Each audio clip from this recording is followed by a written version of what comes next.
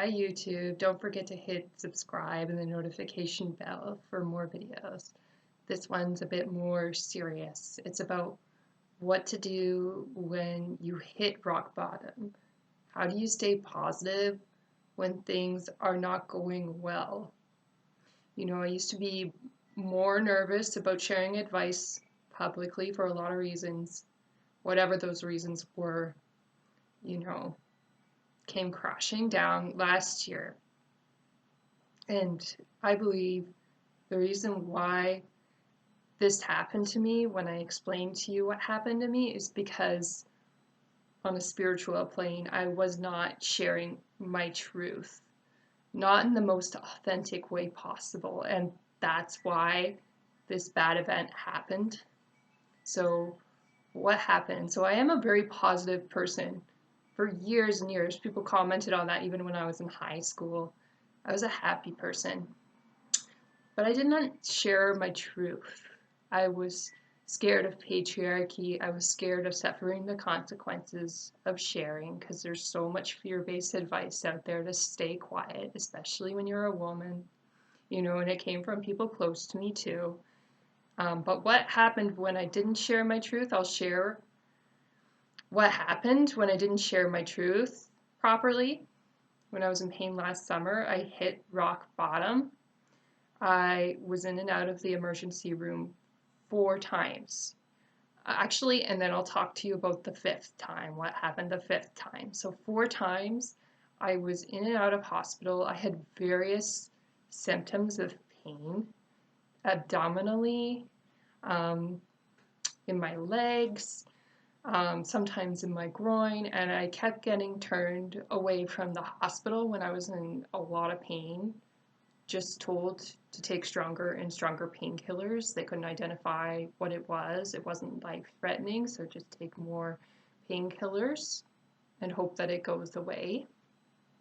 What happened late last summer, following that advice, was later in the summer, I stopped being able to take stairs first. Then I stopped being able to sit up and down properly.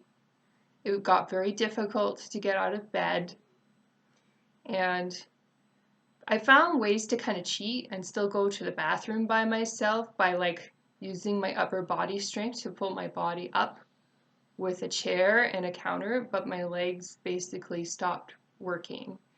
I couldn't sit up and down anymore, and it's interesting, not long before all these ins and outs to the hospital, I talked to my spiritual teacher, and I'd had an argument and lost a friendship recently because my spiritual teacher said, "You're overgiving, you're conforming to people's expectations too much instead of being true to yourself, and someday something really bad is going to happen to you as a result of doing that." And basically, this was the bad thing I believe that happened because I didn't share my truth and I didn't put it out there publicly or write books or create content like I'm doing now.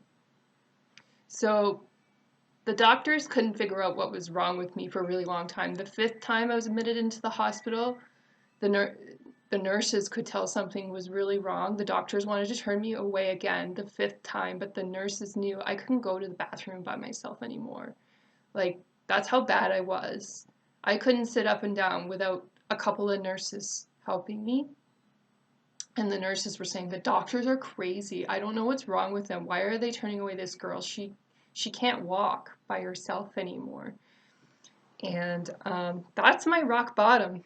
I literally got to the point where I could barely move my legs. They were like little flippers. I could move them a couple of inches. And I started losing my ability to swallow and eat food. And it took them over a week after the fifth time I was admitted for them to figure out. They were testing me before that. They were trying to figure it out. I was going for MRIs. They couldn't figure it out. Finally, I got a spinal tap done and an EMG. And they figured out I had Guillain-Barré syndrome, which means my immune system somehow got overactivated and attacked my nervous system to the point where I was paralyzed. And the way it attacks is it attacks the outside sheath of the nerves, and it starts going into the nerves, your immune system, because it's overactivated and it thinks that your nervous system is a disease that needs to be cured. And the way that that problem gets solved medically is that you have to have a very expensive IV infusion. Thankfully, I'm really lucky to live in Canada where healthcare is provided. But it's a very expensive procedure because basically the doctors have to collect healthy immune samples from a big portion of the population, and then they pump it into you through IV to force your immune system to stop attacking your nervous system. And then when you receive that care, very slowly your nervous system will heal. But at that point, depending on when you get treated, and I was treated pretty late because I think part of the reason I was treated late was I was an athlete. I was a really positive person. I was an athlete. I used to run 10K a day. And basically at that point, they couldn't figure out what was going on with my body. And Guillain-Barré syndrome, when it comes on, it's usually pretty quick and people are affected for a few days and then they can't move. But for me, it came on kind of slowly over a period of 6 weeks for me. So that also made the diagnosis process slower. And my nervous system was pretty damaged. It was pretty far gone by the time they figured it out. The good news is your nervous system, even if it's badly damaged, can bounce back. And I did bounce back. Obviously, I'm walking again. Obviously, I'm able to do all the things that I used to do. I can drive. I can go to the gym and lift weights. I can even kind of flip myself upside down on aerial silks. So obviously, I'm a lot better. And it's been less than a year since I was diagnosed, and less than a year since I was discharged from hospital. And the whole story is a long, long story. But the important piece of it is to explain how I got through it, especially some of the self-help tips you'll hear about online involve, if you want to improve yourself or feel better, go to the gym. And I followed that religiously. I went to the gym a lot and exercise, and it was increasingly beneficial. But I got to a point where my body couldn't move. And when my body couldn't move, I realized I needed to share more about my spiritual truths, because there are points in your life where physically you may not be able to do anything, and your belief system and your thoughts are all you have left. And that was the case for me when I hit my rock bottom. So I was having muscle spasms, so I didn't go fully paralyzed and lose complete feeling in my body. My body still had feelings, but it couldn't move. So it was constantly in pain because I couldn't move myself to get comfortable. Like, you know, when you're sitting in a chair and you feel uncomfortable and you reposition yourself or you stand up and stretch, when you're paralyzed, you can't even move a little bit that easily without expending a lot of energy. And it can be quite exhausting, but you're also constantly in physical pain. So, not to mention hospital beds are very uncomfortable as well. So I was constantly in pain. I couldn't sleep. So what I did that was very beneficial at that time was I was constantly in prayer. I was constantly in meditation. And I was constantly visualizing myself getting better. And I would just constantly go there. I would go into my own world and be in that place of visualizing that I was walking in a beautiful garden, that I was talking to angels, that I was talking to God. And I know this advice might sound like fairy tale-ish, like, oh, that's for what weak people do. And I'm like, we all have points when we're weak in our life.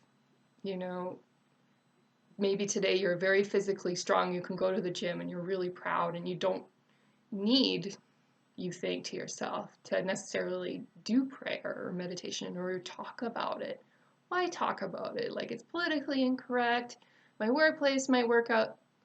My workplace or some other people might judge me if they see that online. It could cost me my job. But I just realized this advice is way too important to keep quiet.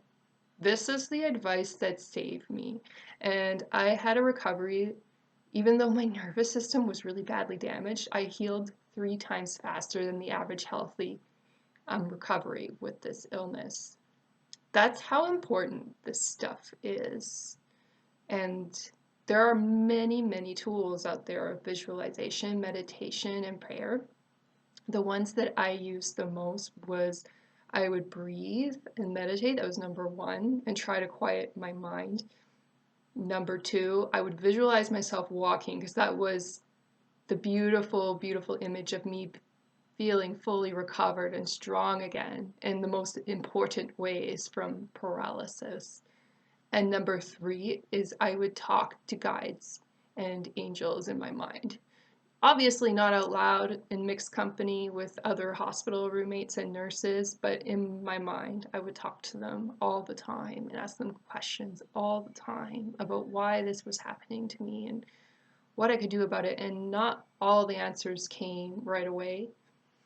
Sometimes you just need that next step in the moment, and that's the most important piece of guidance. And you don't have to know necessarily the big reasons why it happened, and that may come later. It did come later to me. When I started creating content, I realized this is what I was missing in my life, and that I can't be afraid anymore. It's too important to put this information out there and help people.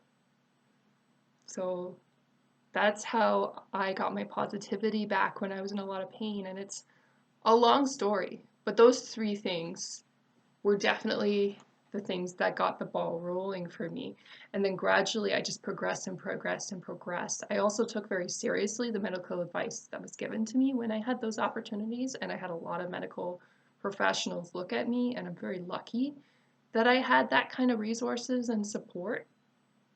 But the mindset, the tools that I'm going to teach on this channel and in other places were really what was key for my personal development, because there are a lot of people that didn't heal that also got all the same medical resources, right? They ended up trapped in hospital for months. And I was definitely trapped for a few months. I was trapped for a total of almost 3 months, very close to 3 months, but some people can be trapped for like 5 or 6. And even after that, they end up in adult care with this illness. That was not the case for me, thank goodness. But I just wanted to put this video up to tell you that when you're in a very bad place and you've hit rock bottom, there is hope. There are tools. And not only can you learn them, but also you can teach them. And it can change your life. Have a wonderful day. Take care, everyone.